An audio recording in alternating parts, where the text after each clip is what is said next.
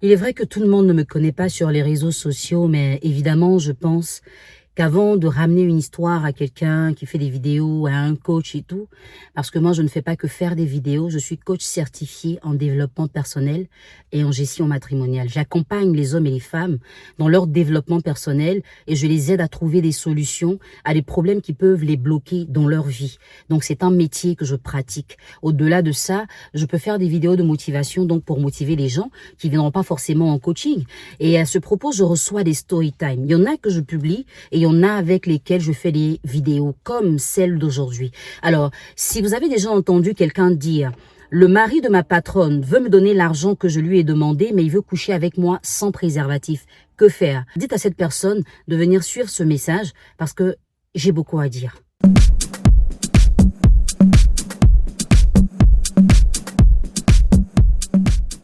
L'internaute du jour qui raconte son histoire explique qu'elle travaille avec une dame qui est assez difficile et qu'elle n'est pas très bien payée.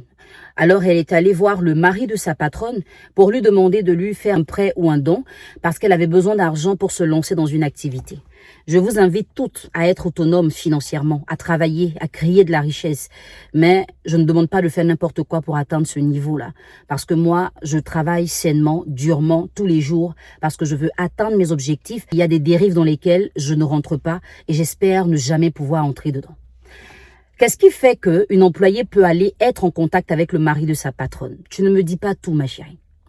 Parce que le mari de ta patronne, selon ce que tu expliques, ne travaille pas dans la même entreprise que vous. Autrement, on aurait pu dire, comme c'est un couple qui a une société dans laquelle je travaille, autant j'ai accès à madame, je peux avoir accès à monsieur. Donc ça veut dire que là, certainement, monsieur vient chercher sa femme de temps en temps, des fois il vient la voir au bureau, il vient déjeuner avec elle.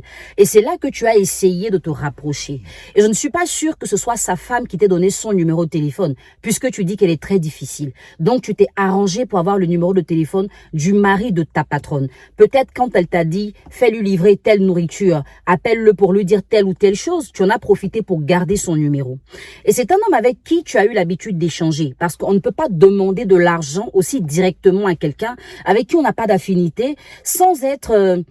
En se disant que la personne peut nous donner. Parce qu'en général, quand on va demander de l'argent à quelqu'un, on se dit la personne peut me donner. Sinon, on va pas demander. La réalité, c'est que être le mari de ta patronne, ça ne fait pas de lui un homme qui a des moyens. Il y a des femmes qui ont plus d'argent que leur mari. Il y a un ensemble de choses que tu as pris le temps d'analyser avant d'aller vers ce monsieur pour lui poser ta préoccupation.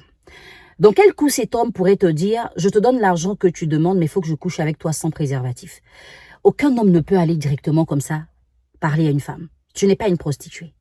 Cet homme aurait pu avoir de la sensibilité en se disant, si elle ne va pas demander à ma femme une augmentation ou même un prêt, c'est que ma femme est difficile parce que c'est sa femme, donc il sait qu'elle est difficile. Et quand c'est une situation pareille, il ne va pas te proposer de coucher avec toi pour te donner cet argent. Il va plutôt être touché par le fait que tu sois tellement mal à l'aise que tu sois obligé de venir jusqu'à lui pour demander de l'argent.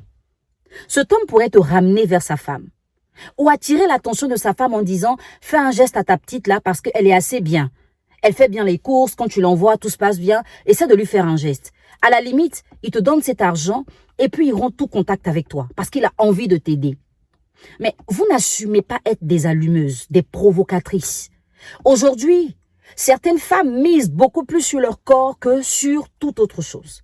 Dans la façon de marcher, de parler, de se filmer, chacune d'entre vous essaie de passer un message à un homme qui serait sensible à sa beauté physique. Comment tu allais parler à cet homme? Parler en léchant tes lèvres, en te caressant le corps, en te regardant avec désir pour qu'il ait le désir de ton corps et qu'il te propose ça. Et aujourd'hui, tu demandes qu'est-ce que tu dois faire. Mais est-ce que tu as besoin qu'on te dise que tu dois sortir de là? Le problème que tu as là, il est aussi grave pour que tu risques ta vie à coucher avec quelqu'un sans préservatif. C'est quoi le problème que tu as? Est-ce que tu sais que certaines personnes ont un problème plus grave parce que tu veux de l'argent pour investir, tu as déjà un travail. Il y en a qui ne travaillent pas, qui ont besoin d'argent pour investir, mais qui ne rentrent pas dans ça. Tu n'es pas vrai. Et quand vous venez en coaching, en général, vous venez mentir. Vous venez raconter des histoires à votre avantage. Pensez en général que comme je suis une femme, je vais aller dans votre sens. Je ne suis pas une suiveuse. Je ne vais pas dire à une femme bravo parce qu'elle est une femme. Si on doit lui dire tu as tort, je lui dirai qu'elle a tort. Si on doit lui dire qu'elle a raison, je lui dirai qu'elle a raison. Mais je ne suis pas là en train de faire du favoritisme sexiste. Il faut arrêter. Ce dans quoi tu veux rentrer, là, sors de là. Tu es certainement une envieuse qui se dit, ma patronne ne mérite pas un mari comme ça, c'est moi qui dois l'avoir. Et tu as commencé à le séduire. Et comme tu ne veux pas sortir de là sans rien, tu étales tes problèmes. Mais lui, il sait ce qu'il veut de toi. Il veut pas te voir dans sa maison comme femme. Il veut disposer de ton corps puisque tu le proposes. En échange, il a des conditions. Et ces conditions-là te terrorisent. Mais pourquoi tu es terrorisé? Logiquement, tu devrais t'en réjouir. Puisque c'est toi qui es allé vers lui. La vraie version de cette histoire, c'est toi qui l'as. Mais selon ce que moi j'entends, selon ce que j'ai lu, tu n'as pas dit la vérité. Et même si tu avais dit la vérité, cette question ne se pose pas. Le mari de ta patronne, tu dois rien avoir à faire avec. Pour qu'il te propose de coucher sans préservatif, tu as ouvert les vannes, referme les portes tout de suite. Concentre-toi sur ton travail, commence à faire de la privation. Quand on veut investir, on fait des sacrifices. Arrête d'acheter sac à main, chaussures, mèches et tout. À un moment, concentre-toi un peu, fais des économies. Dans 3 mois, tu auras réalisé ton projet. Ça, je te le promets.